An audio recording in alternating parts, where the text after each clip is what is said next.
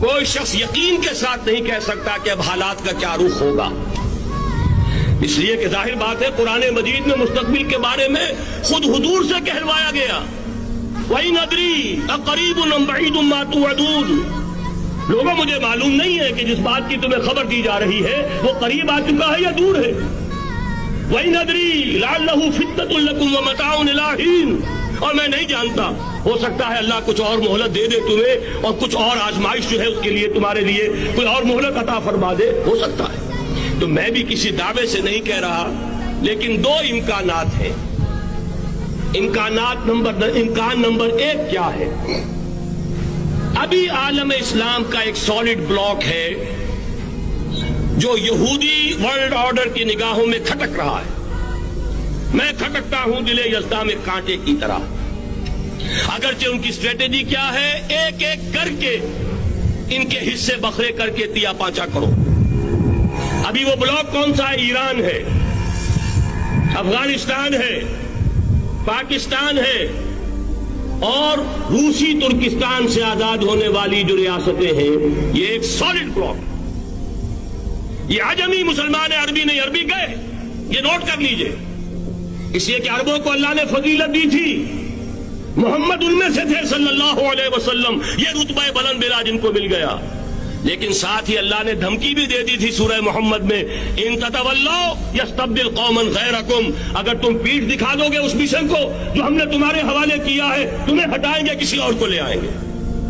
اور یہ بات ہو چکی ہے 13ویں صدی عیسوی میں، 1258 میں جب سقوط بغداد ہوا ہے، عربوں کے ہاتھ سے عالم اسلام کی قیادت چھین لی گئی، معزول کر دیا۔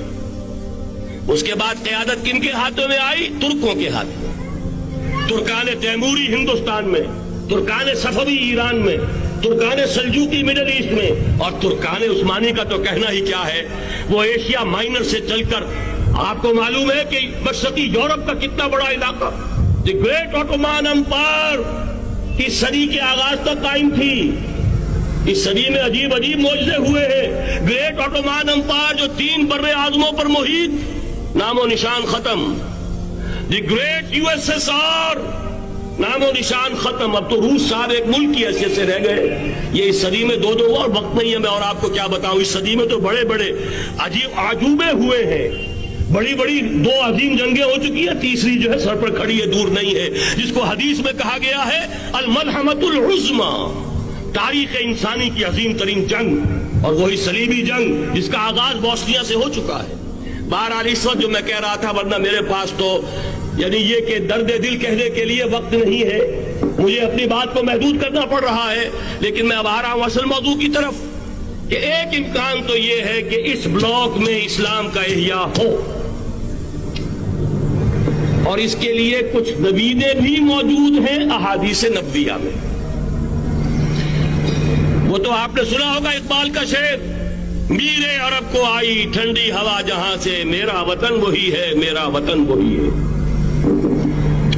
حدیث میں آتا ہے یخرج الناس من المشرق یؤتون للمہدی، یعنی سلطان ہی، مشرق سے فوجیں نکلیں گی یہ جو کہ مہدی کی حکومت قائم کریں گی، اور یہ ہوں گے حضرت فاطمہ کی نسل ہی سے رضی اللہ تعالی عنہا، لیکن عالم عرب کے اندر پھر ایک طاقت بن کر ابھریں گے، باطل کی قوتوں کے خلاف جہاد کریں گے، لیکن ان کو مدد آئے گی 2 طرف سے، ایک زمینی مدد آئے گی مشرق سے، ایک آسمانی مدد آئے گی، عیسیٰ ابن مریم کا نزول، حضرت مسیح علیہ الصلوۃ والسلام جو زندہ آسمان پر اٹھائے گئے تھے نازل ہوں گے، اور در حقیقت ان 2 مددوں کے نتیجے میں پھر یہود کا قلع قمع ہوگا، اور یہی گریٹر اسرائیل ان کا گریٹر گریو یارڈ بن کر رہے گا، عظیم تر قبرستان بن کر رہے گا۔ اس کی بڑی واضح حدیثیں موجود ہیں، اس کی بڑی تفصیلی خبریں موجود ہیں، یہ احادیث کی کتب کے اندر، بدقسمتی سے ہماری اس کی طرف توجہ نہیں ہے۔